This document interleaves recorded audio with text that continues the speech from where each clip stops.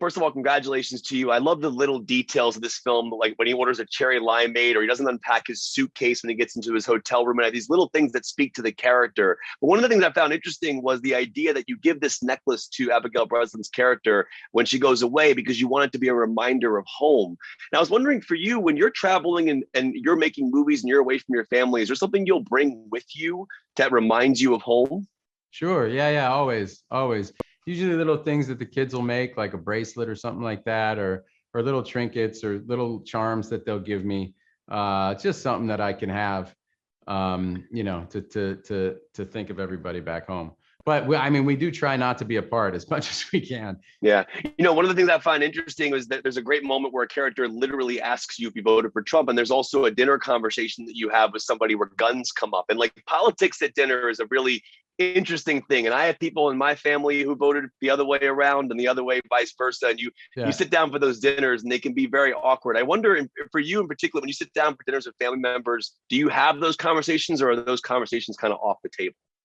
No, everybody has those conversations around their dinner table, I think. And I had these conversations with the Roughnecks that I met down there. And it's interesting, because for their, it's kind of like, a binary proposition for them. It's about their jobs, right? These guys are, Oklahoma is one of the reddest states in the union, if not the reddest. And these guys work in the oil fields, right?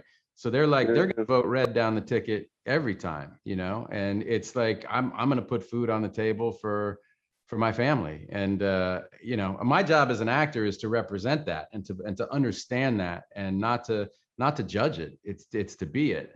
So that, you know what I mean? And I love that. I mean, I do understand, I think, why this character does everything he does. And, you bring up a gun conversation. I mean, one roughneck said to me, I was like, do you bring your guns out on the oil rig? And he just turned and he was like, when would you not want a gun? I was like, all right, that answers that. My wife and I started recently getting tattoos, and I really focused heavily on the two tattoos he had on his arm in the film. I actually, weirdly enough, I have an Interstellar tattoo that says "Stay," the Morse code from Matthew McConaughey's character and his daughter. Wow! Right, cool.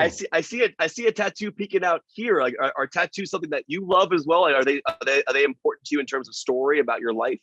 Yeah, it's funny you say you got one with your wife, because I was in my 40s and my wife one day woke up and was like, we're getting tattoos. And I was like, okay. So I actually got her name. I've got her name there. And then my kids are all up there. I just have a bunch of names. I got to figure out some way to tie it all together. Dude, I think those look fantastic, man. I'm like addicted to it now. I have a Kill Bill one. I mean, I'm all like, you're going straight cinema. I love it. That's great. Well, I'm honored that I'm in a movie that made it onto your arm. You are in in my opinion, the greatest Christopher Nolan movie of all time. That's quite a statement. It is. It's a masterpiece. That movie is an absolute. It's the first time I ever cried in a Nolan film.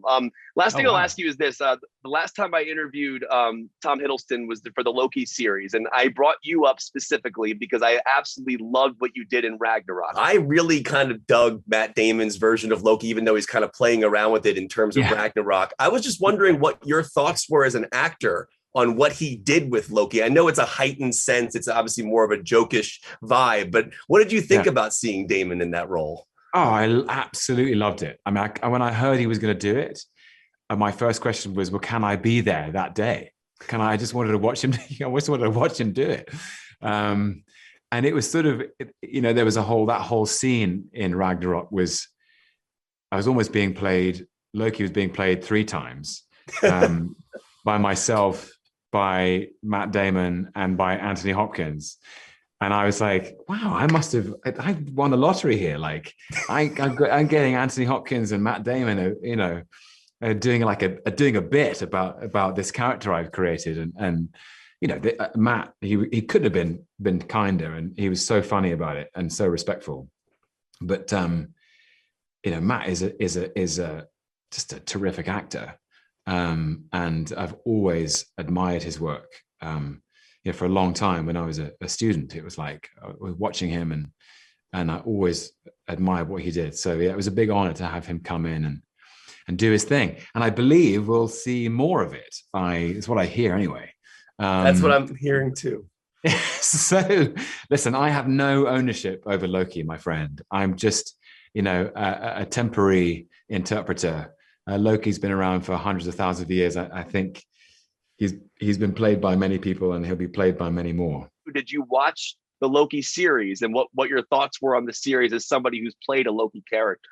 Oh, I haven't had a chance to see it yet, but I definitely plan to. My kids, we're lining them all up. Like we did WandaVision, we did, you know what I mean? Like we're definitely lining them up. But so that's next in the queue for us. So we'll definitely do that. And Tom was great. Like when we did that little fun scene in Ragnarok, Tom was there throwing lines at me. Like everyone, they were like right off camera giving me suggestions of things to say. So it was definitely a group effort. Well, I want to say congratulations to wrap me up. You were fantastic in this film. It's such a brilliant performance because I never saw you once on camera, and I only saw the character. And I really feel like the way you held yourself, the glasses, everything you did with the character, you were Bill Baker. You were that character 100%. So congratulations to you. And thank you for all that you've done for cinema. And thanks for being in Interstellar. I'll always remember that. So it means a lot. Thank you very much.